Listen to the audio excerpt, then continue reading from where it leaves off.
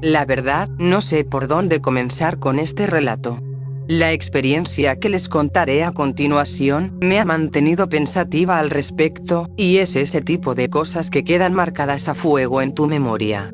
Si bien el mundo en el que vivimos es bastante hermoso y puro, también es cruel y despiadado.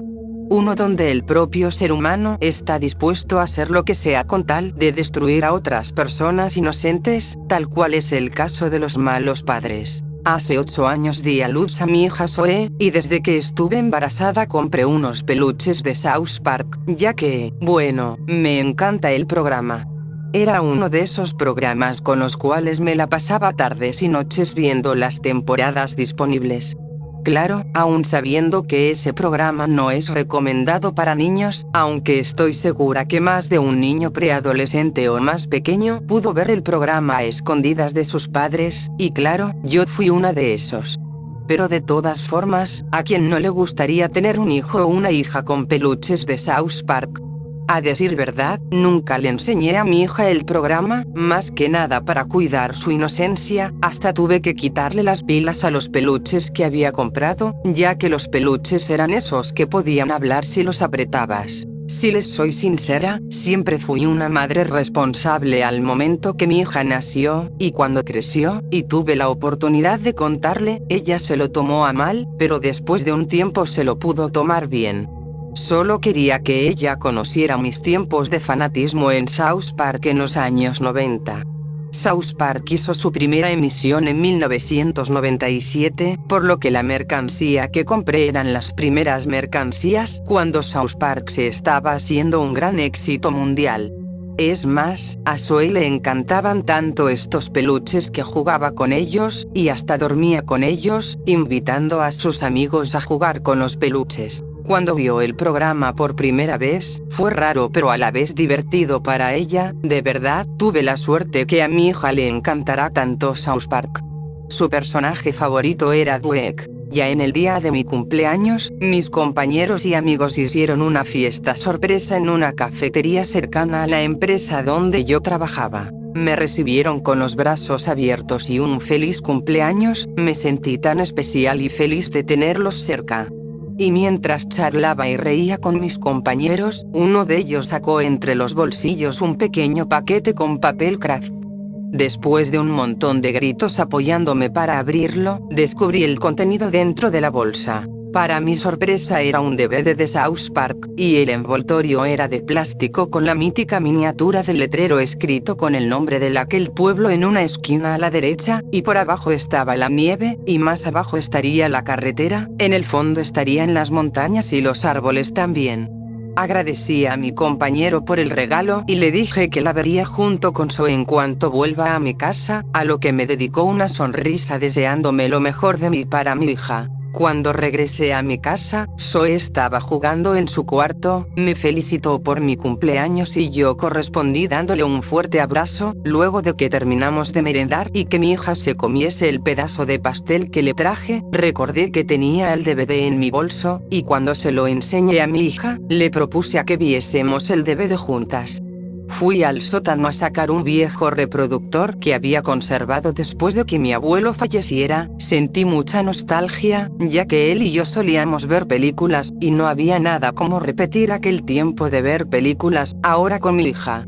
Saqué cuidadosamente el disco del envoltorio, que al hacerlo notó que había unas letras color roja, escritas con un plumón permanente que decía: sobredosis. ¿De qué se trata? ¿Será este el episodio extra de la temporada 27? Pensé, la verdad yo por un momento creí que el DVD eran unas de las películas de South Park como su primera película en 1998 o la del especial post-COVID. Tenía dudas al respecto a este disco.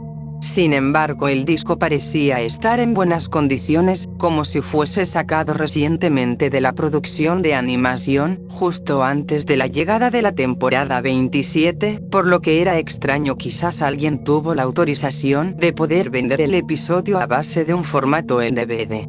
Después de salir de mis pensamientos, me senté al lado de mi hija, dándole clic al episodio. Ahora.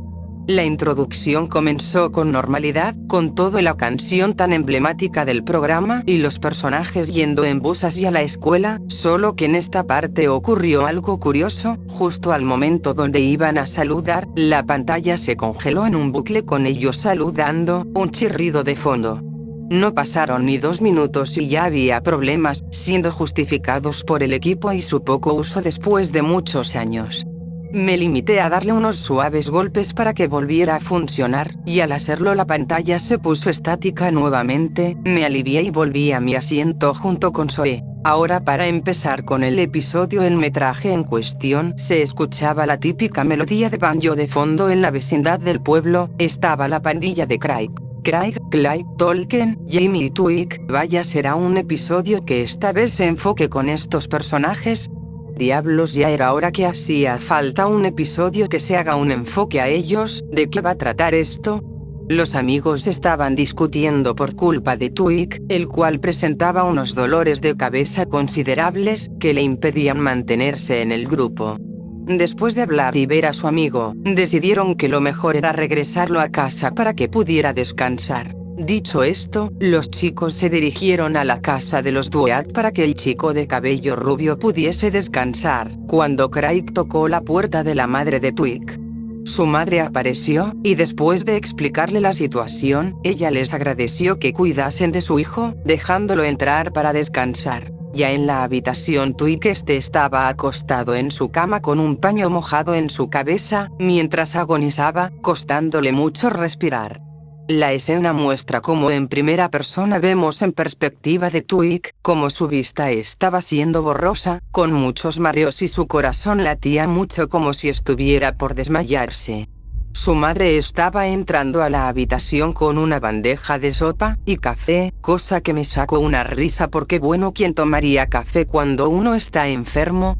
Cuando dejó la bandeja en la mesa de noche, Twig se acomodó en su cama para quedarse semisentado. Entonces Ellen agarra la taza de café y se lo pasa a Twig. La bebió sin parar mientras se escuchaban como los latidos de su corazón se hacían más fuertes y muy acelerados, tanto que pensé que colapsaría en ese momento. Cuando se escuchó un estruendo, la taza cayó al suelo, debajo de la cama.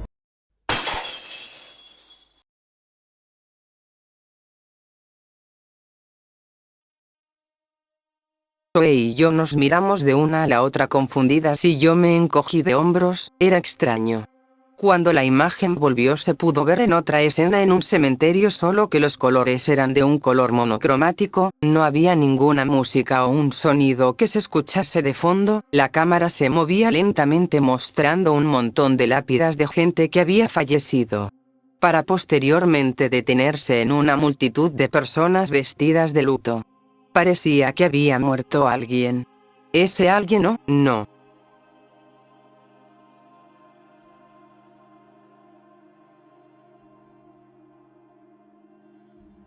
Twig está muerto. No puede ser, ¿pero cómo? Había muerto de forma tan inesperada. La gente de casi todo el pueblo había asistido al funeral, incluyendo a los protagonistas y otros niños de 4º grado. La mirada de Craig estaba fija en el ataúd de Twig, sin ninguna emoción o expresión, solo sus ojos bien abiertos. Los padres de Twig no parecían estar tristes por la muerte de su único hijo, al contrario, actuaban neutrales, observando a todos los que habían llegado al funeral con un rotundo silencio entre sus miradas frías. Su expresión no cambió cuando bajó el ataúd de Twig desde lo más profundo de la tierra hasta desaparecerse por completo en la oscuridad, enterrándolo hasta verse su tumba escrita con su nombre, dando en memoria a aquel niño especial que sufría de puros ataques de pánico y ansiedad. Cuando todos se estaban yendo del lugar para abandonar la tumba de Twig, la cámara hace un enfoque a Cartman con su grupo de amigos caminando por el césped, con sus trajes de luto. Sus miradas estaban cabizbajas. Cartman, vaya a pensar que Twig no es de extrañarse que actuará así como un loco después de todo. Finalizando así la escena, desvaneciéndose poco a poco hasta verse en negro. Nuevamente. Espera, ¿qué era lo que Cartman había dicho? pensar que Twig. No entendí bien lo que había dicho en el momento que menciona a Twig, ya que una parte de los subtítulos había censurado una palabra, por lo que me dejó en duda qué era lo que dijo. La mirada de mi hija se veía sorprendida y triste, ya que le tenía tanto cariño a Twig que ver a su personaje favorito morir la estaba causando una tremenda impotencia. Yo, por mi parte, estaba media molesta, confusa, aunque entendí perfectamente qué pasaba. Esto era un DVD pirata, así que le dije a mi hija que esto no es real, que Twig no murió realmente. Cuando le dije eso ella me puso una mueca de confusión, y yo le respondí que mañana le explicaría mejor las cosas y la aclararía, por lo que la ordené que se fuera a su habitación a dormir. Ella sintió y corrió a las escaleras abajo, mientras yo me quedé en el living. Me quedé por un momento pensando, y esa maldita tentación de saber a dónde iría todo, me hizo permanecer ahí, volviendo a reproducir el vídeo. Lo siguiente que vi era una grabación nocturna, un pasaje onírico salido de mis peores pesadillas, en medio de un bosque desolado en la oscuridad. ¿Qué carajo es esto? En esta grabación se veía un grupo de 2 personas con unos niños. Uno era el que grababa y el otro era que llevaba unos 3 niños, 2 pequeños y uno grande, como de una edad entre 11 o 9 años. Estaban caminando en un bosque bastante oscuro con una sola linterna que llevaban. Sentí un mal presentimiento en esta grabación, algo me decía que no estaba bien. La grabación finalizó en seco, mostrando unas escenas aleatorias donde los niños siguieron con sus vidas. Clyde, Token, Jamie y Craig toman la decisión de separarse. Los padres de Twig siguieron trabajando en la cafetería. Algunos clientes expresaban sus condolencias por lo de Twig, para después seguir con Craig, quien estaba en su cuarto, sentado en el borde de la cama, sin decir nada. Su habitación estaba oscura, a excepción de una luz en el pasillo afuera de su cuarto.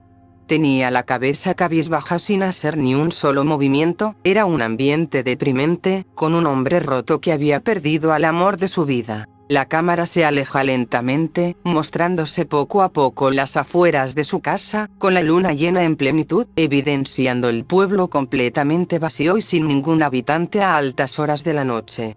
De pronto y sin previo aviso, la pantalla se vuelve estática, asustándome. Coloqué mi mano en el pecho, los latidos acelerados de mi corazón me asemejan a los latidos del propio Twig antes de morir, haciéndome empatizar con él de cierta forma.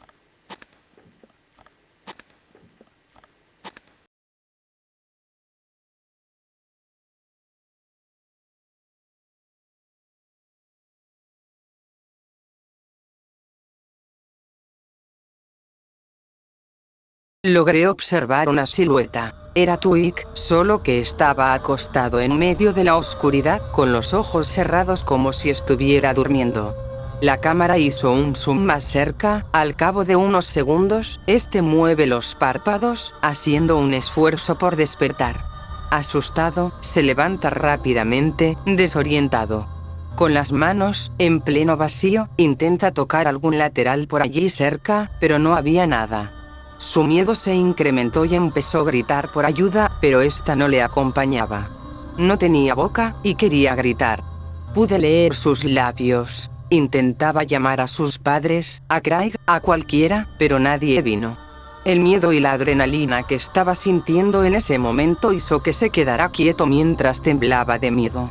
Para mi desfortunio, simpatizaba con Twig, sintiéndome a mí misma en aquel vacío oscuro, helando mi sangre. Mis pelos se pusieron de punta, cuando vi un par de ojos emerger. Un par de ojos casi inhumanos, que apareció en medio de la oscuridad mirando fijamente a Twig.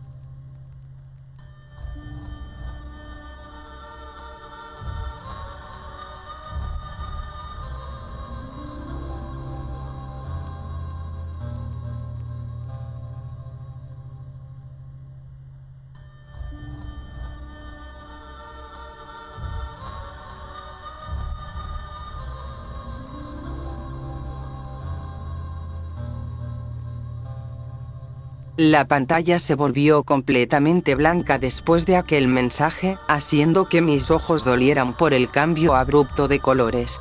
Mi visión se volvió un poco borrosa, mientras oía una voz de una mujer llamando el nombre de Craig. Una silueta estaba ahí, con el escenario volviendo a la normalidad. Cuando finalmente pude enfocar bien la mirada, mi cuerpo se congeló al instante, justo cuando la madre de Craig comenzó a gritar de una forma muy espantosa y traumática. ¡Oh, no!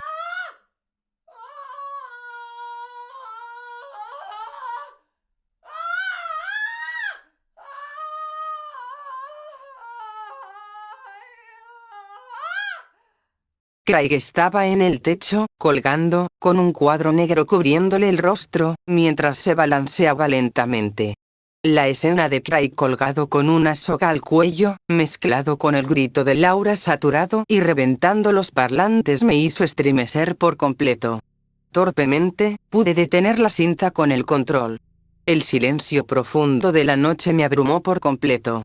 Era una chica con corazón de pollo, lo admito, y este acontecimiento afectó a una parte muy profunda de mí. Los temblores y el shock impidieron que huyera de ahí. Fácilmente, estuve ahí alrededor de unos minutos, tranquilizándome. Una vez mis latidos fueron normales, y mi curiosidad insaciable, continué viendo aquel episodio. Richard, el padre de Twig, se había despertado repentinamente debido a los fuertes sonidos de una sirena policial y ambulancia. Se levantó con dificultad de su cama, dejando un rastro de alcohol y drogas. Su estado denotaba confusión, efecto provocado por el estado ácido en el cual se hallaba. Se asomó sigilosamente a la ventana para averiguar qué estaba ocurriendo afuera. Los médicos se llevaron el cuerpo sin vida de Craig en una camilla, con una sábana cubriéndolo, mientras sus padres estaban llorando desconsoladamente por la muerte de su hijo. Simplemente negó con la cabeza, cerrando bruscamente la cortina para después probar otro sorbo de su cerveza. Al darse cuenta de que ya no quedaba más cerveza, decidió ir hacia el primer piso por más. Al llegar al inicio de las escaleras, la cámara hace un enfoque a su rostro, el cual se deformó en una mueca de terror absoluto. No entendí al inicio por qué, hasta que la cámara nos mostró que estaba viendo, y un escalofrío atravesó mi cuerpo. Había alguien abajo esperándolo.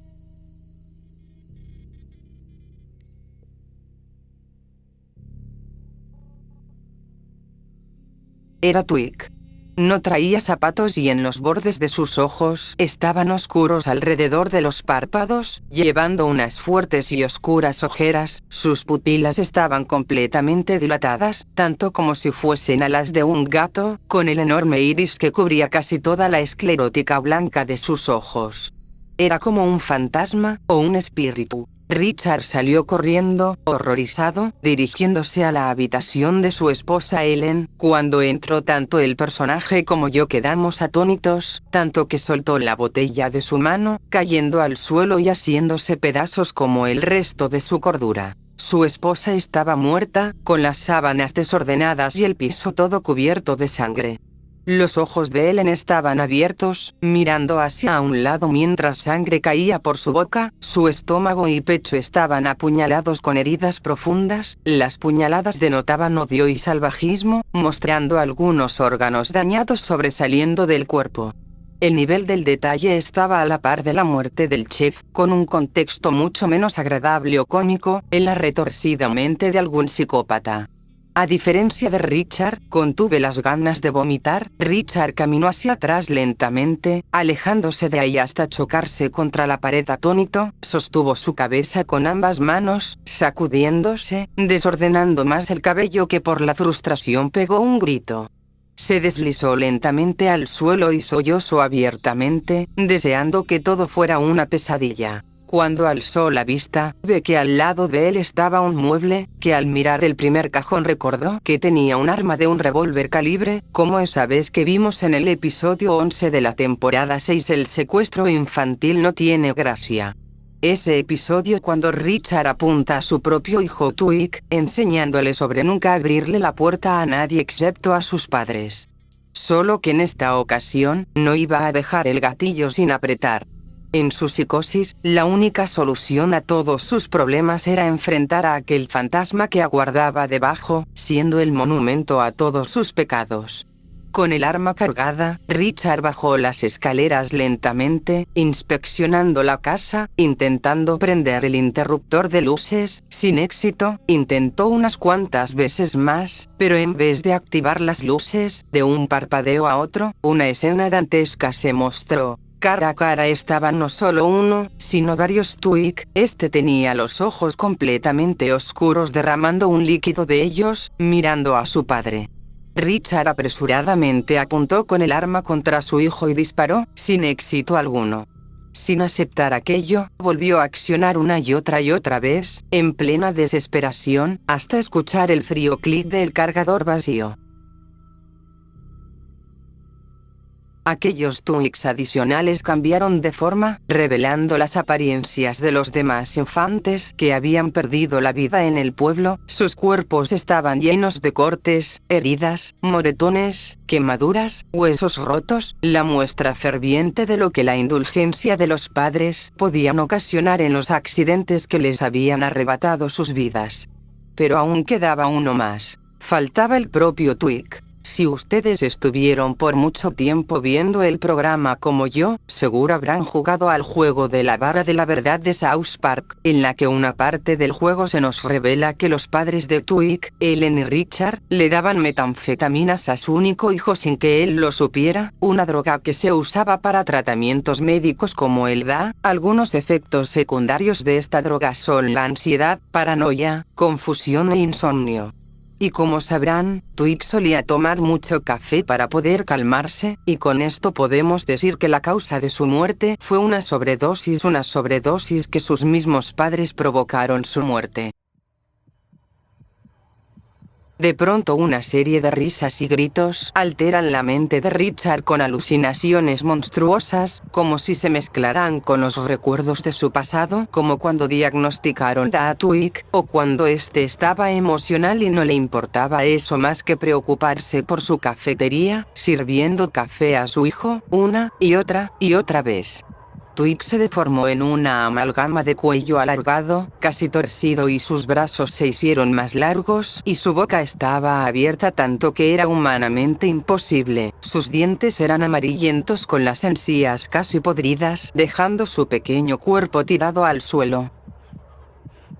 Las risas y gritos siguieron hasta que llega al punto de volverse completamente loco, tanto que pidió a gritos que se larguen golpeándose la frente tanto palmas como en la pared hasta arrojar objetos contra los niños, cosa que no le hacían ningún daño, al igual que Twig cuando lo estaba disparando. La adrenalina se le subió a tal punto que ya no estaba consciente y sus ojos hacen un movimiento que ve su arma, que estaba justamente tirada al suelo al lado de él. Un único pensamiento cruzó su mente cuando observó con detenimiento el arma. Quedaba una única bala, se había atascado el arma. Apuntó hacia su cráneo, deseando que eso terminara su tortura.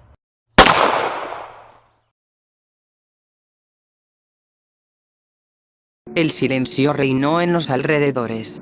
Por fin, dulce y satisfactorio silencio.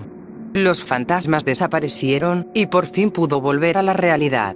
Todo había sido un mal viaje, pero lo que estaba enfrente de él era muy real. Richard le había disparado a su esposa, y la policía lo confrontaba con arma en mano, exigiendo bajar la suya. El episodio finalmente terminó, con ese plot twist desolador y los créditos del programa apareciendo junto a aquella icónica canción. Pensé por un momento que todo había terminado, que al fin se había acabado toda esta experiencia tan traumática y bizarra. Solté un fuerte suspiro de alivio y me levanté del sofá para tratar de apagar todo de una vez, justo cuando estaba por apretar el botón para abrir el lector de discos. La oscuridad volvió, enfrente de mi rostro, aquella entidad volvió.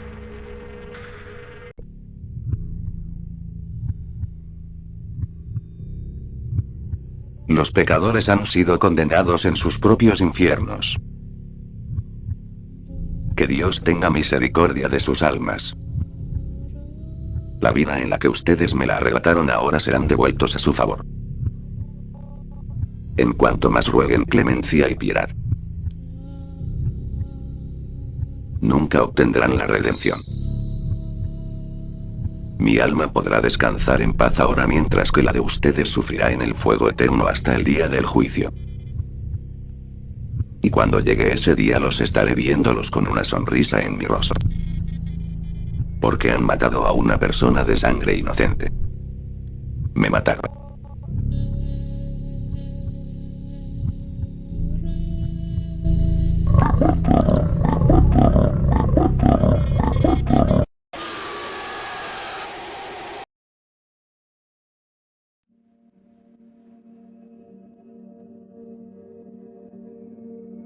Un silencio abundó por todo el living de mi casa con el sonido de un pitido en la televisión. Mis ojos estaban enfocados en el propio disco. Estando inerte durante unos minutos, estaba en shock por todo lo que acababa de ver.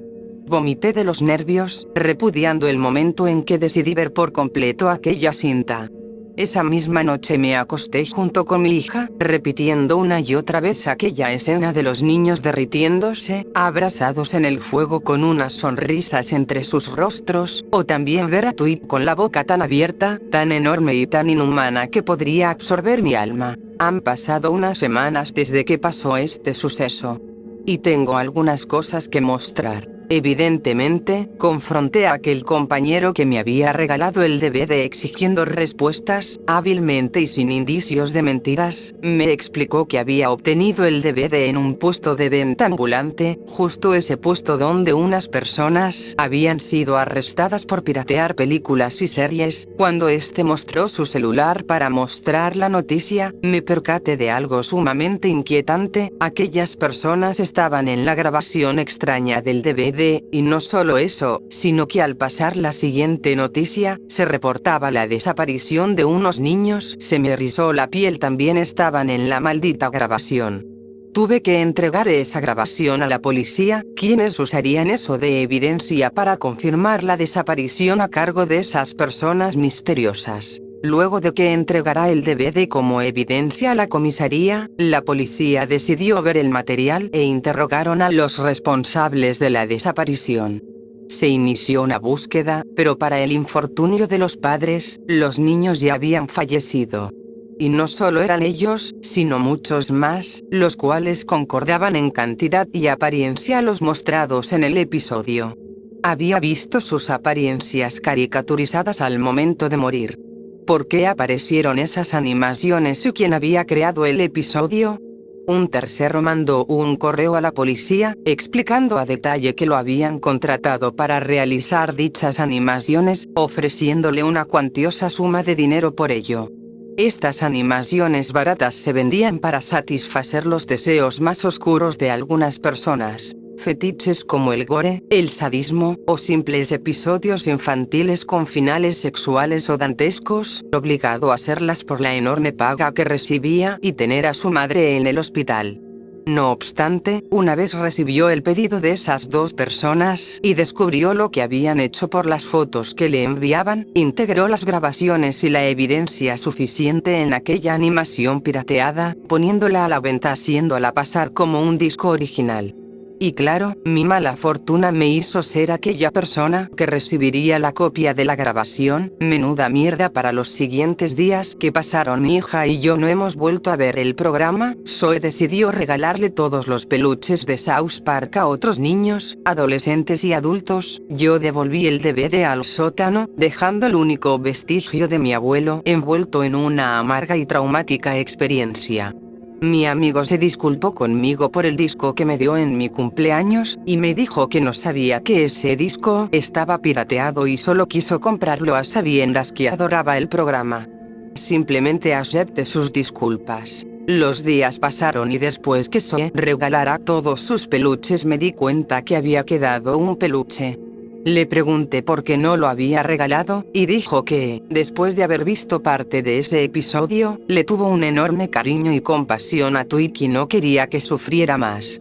Ante mi asombro y temor, vi cómo ella abrazaba el peluche, con un cálido abrazo mientras se movía de un lado a otro como si calmara a un bebé. Por un momento, en ese preciso momento, tuve una imaginación fugaz, una alucinación. Veo a Zoe tomada de la mano a Twig, estando ella felizmente al lado de él, uniéndose a aquellos niños y corrompiéndose por la oscuridad.